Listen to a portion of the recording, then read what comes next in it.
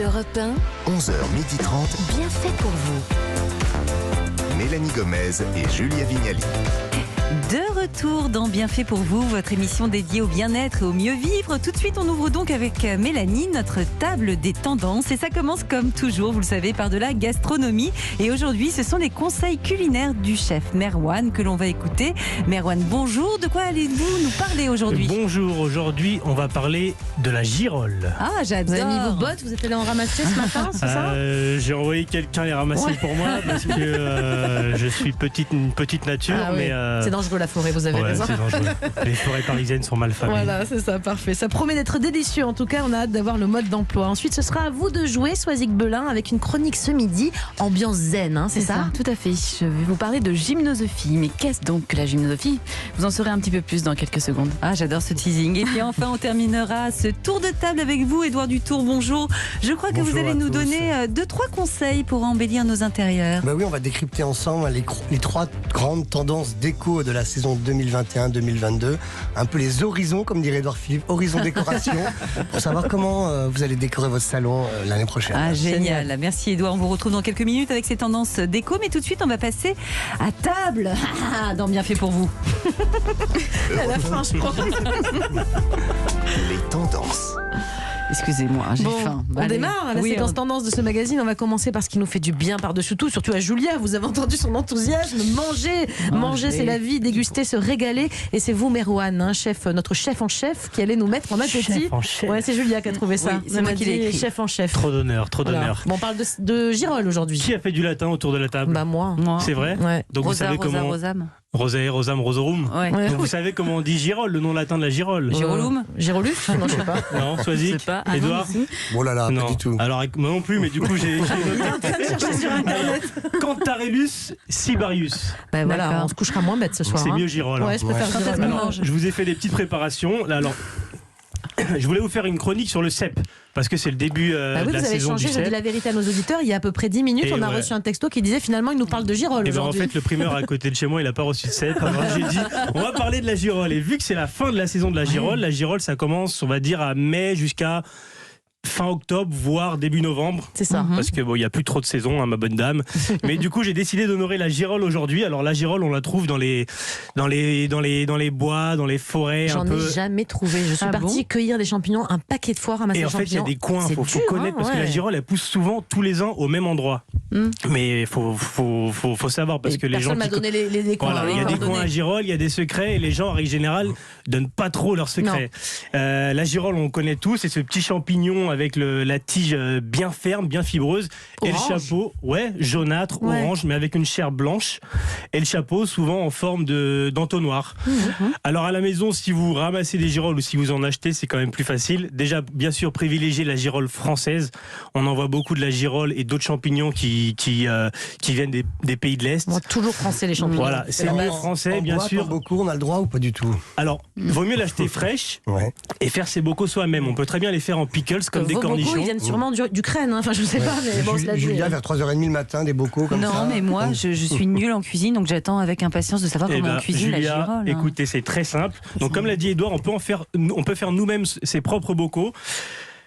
Qu'importe l'utilisation de la girole, ce qui est important déjà, c'est pas de la faire tremper dans l'eau pour la laver. L'astuce, bon c'est de couper le bout du pied qui est en contact avec la terre.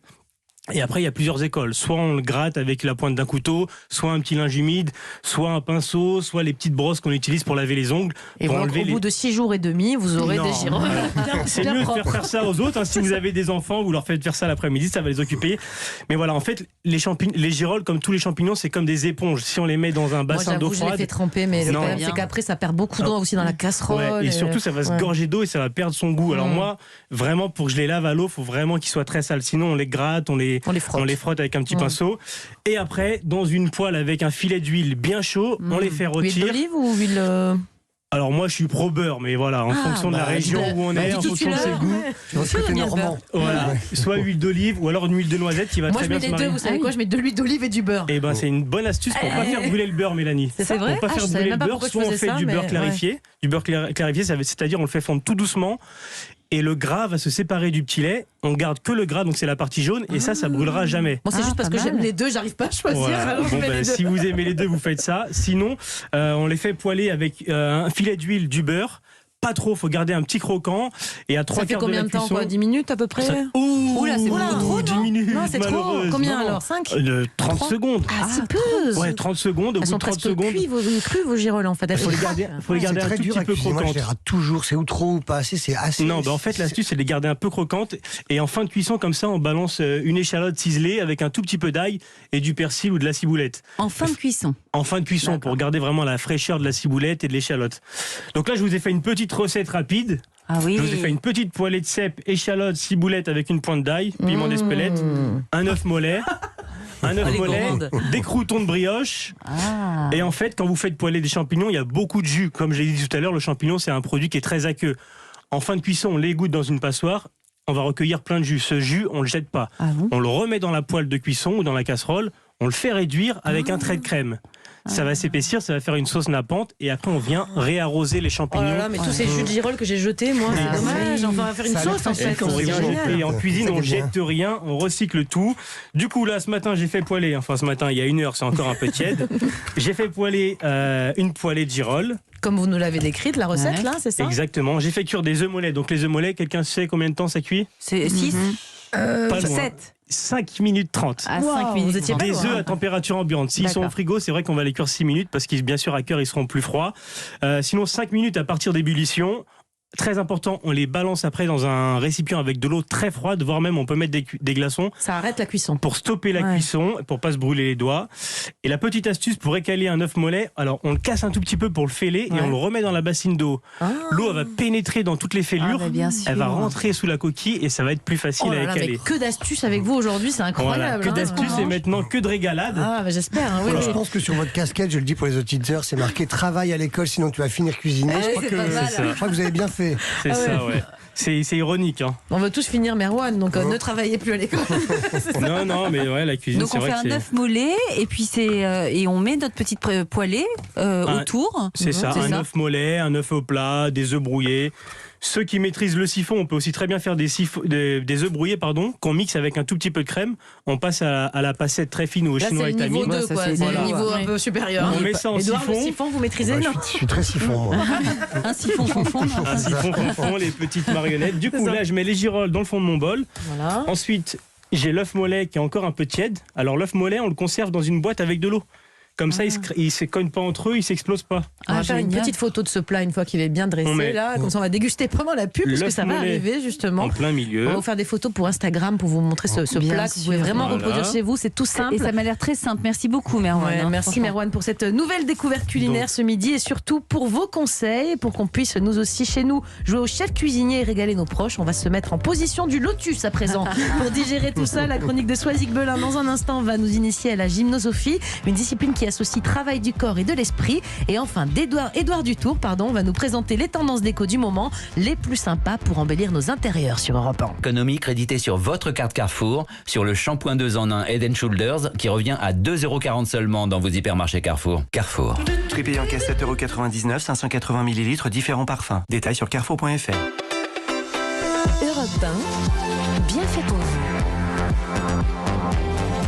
Mélanie Gomez, Julia Vignali. C'est bien fait pour vous jusqu'à 12h30 et notre tour de table des tendances se poursuit avec notre bande de chroniqueurs de choc. L'ambiance est très bonne et la bouche est pleine. hein. De girolles. De girolles. On partage nos meilleurs bons plans avec vous.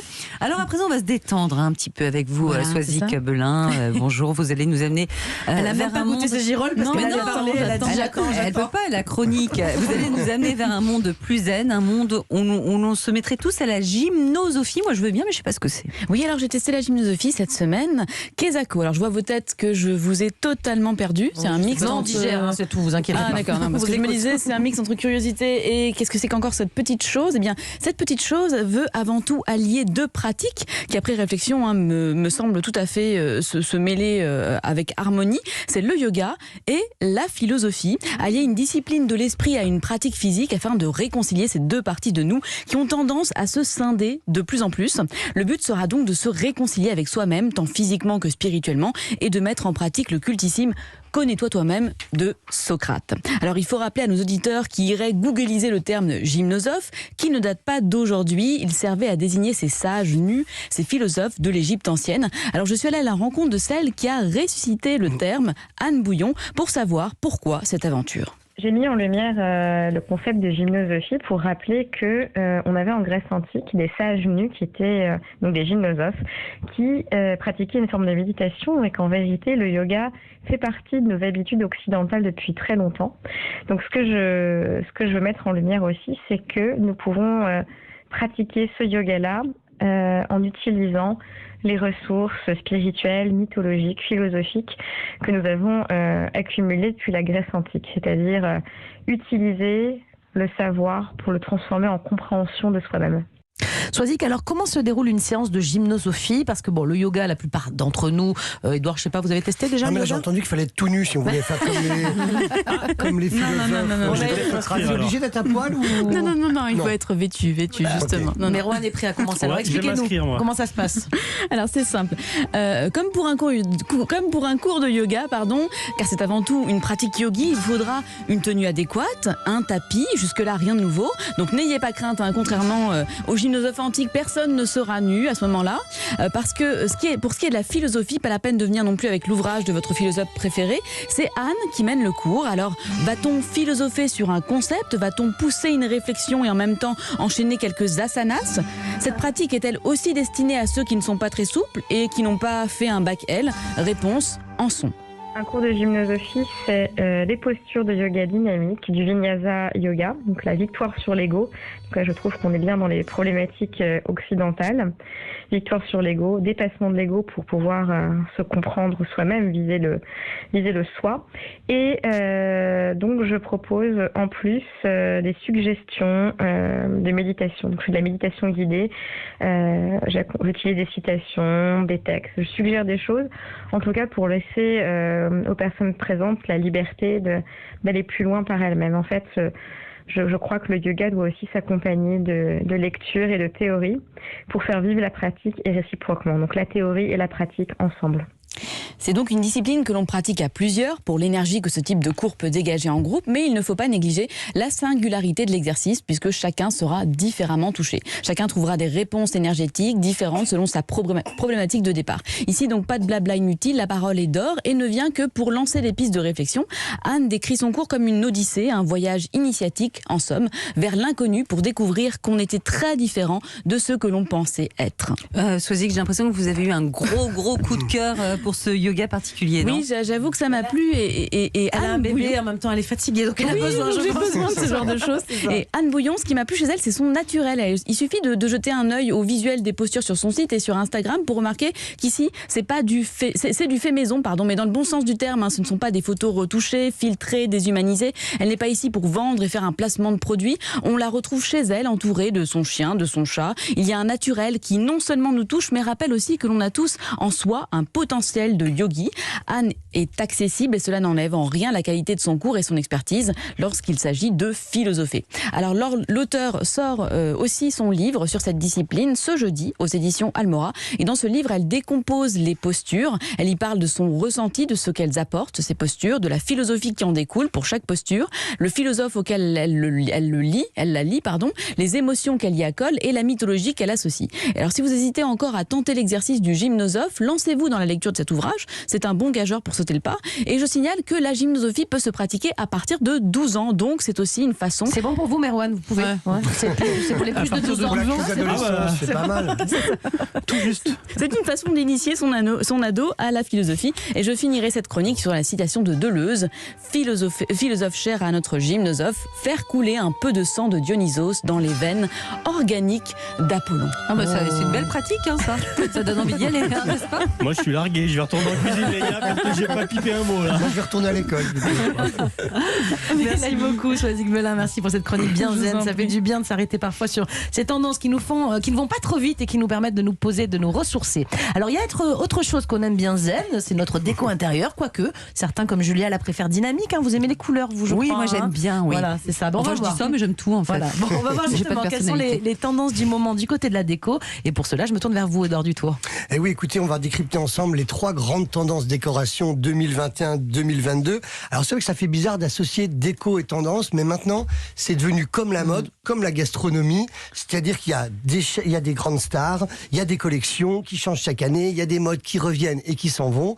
Et puis avec le confinement et les couvre-feux, vous savez, on a été le nez collé sur notre intérieur, donc il y a eu un grand boom de la décoration chez les Français qui se sont tous passionnés pour leur intérieur. Voilà, pour l'intérieur. Alors justement, Édouard, c'est quoi concrètement ces tendances? Il y en a 3, vous avez dit. Alors on va commencer par un truc un peu rigolo, c'est le retour de la texture. Je vais dire Kezako, comme vous, cher ami. Pourquoi on parle de texture? Bien parce qu'en fait, figurez-vous qu'on veut de la matière, on veut du relief. Pour essayer de comprendre, en fait, c'est assez comme simple. en cuisine, hein, finalement. Comme mais en cuisine, vous aimez voilà. les textures aussi. Voilà, on veut aime que ce soit beaucoup vivant, on jouer veut de la avec les texture, textures. du relief, parce qu'en fait, on a passé nos vies devant nos écrans, devant nos tablettes qui sont tout à fait lisses, et puis face à cette toute puissance du digital, et ben tout d'un coup, on a envie de choses vivantes et qui accrochent. Alors concrètement, c'est quoi? Il y a le tissu bouclette, je sais pas si vous savez ce que c'est. Hein, ça masse un peu. Ouais, c'est pour recouvrir vos canapés, vos fauteuils, un peu comme une sorte de moquette qui fait des boucles.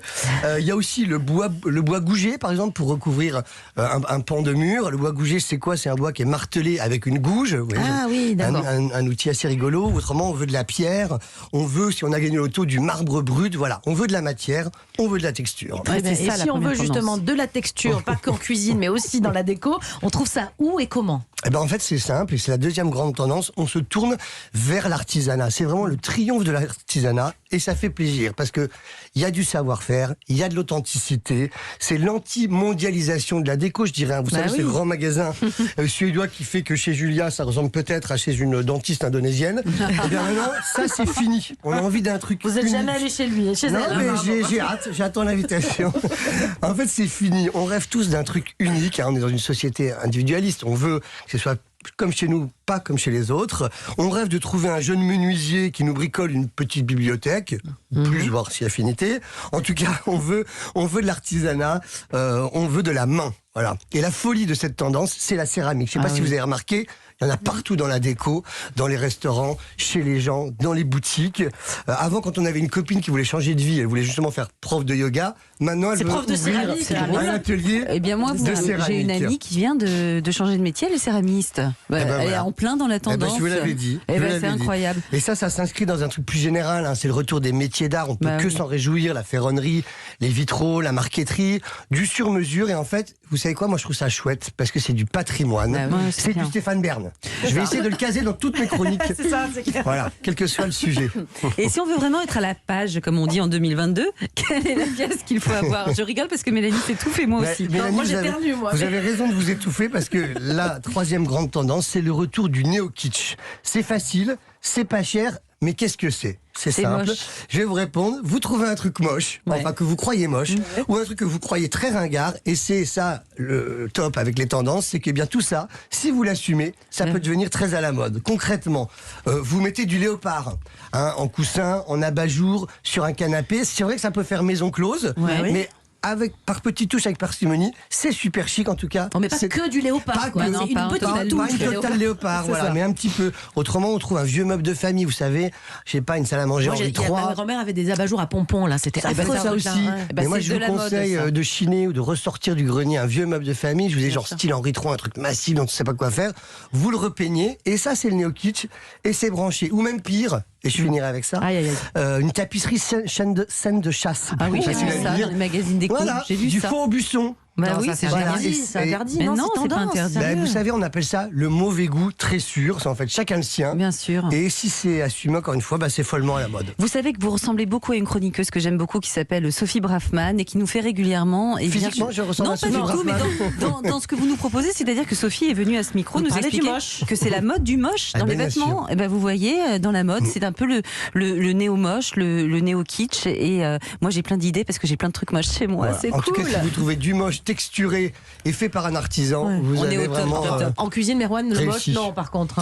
Le moche dans les plats, non, mais c'est vrai que les cuisines sont souvent très moches en cuisine. Surtout à Paris, les cuisines en sous-sol sont souvent très moches. C'est pas terrible. Le moche, vous choisissez que ça vous inspire? Chez vous, il y a du moche, des objets déco moches? Non, Non, mais je pensais justement au motif léopard et j'ai repéré dans un magasin déco cheapos ce week-end une espèce de léopard en céramique. Ah oui, alors carrément un léopard en céramique. Et je me suis dit que c'était si moche que ça pouvait être beau. Oui. Vous avez vu, on veut associer des choses. Yoga, philosophie, céramique, léopard, je sais pas, on veut faire des associations. Il y a un truc, il y a une bonne mayonnaise qui se forme ici. Merci beaucoup Édouard, merci à tous les trois pour ces bons plans, ces conseils culinaires ou même déco. On a été de découverte en découverte aujourd'hui. On vous retrouve très bientôt tous les trois dans l'émission.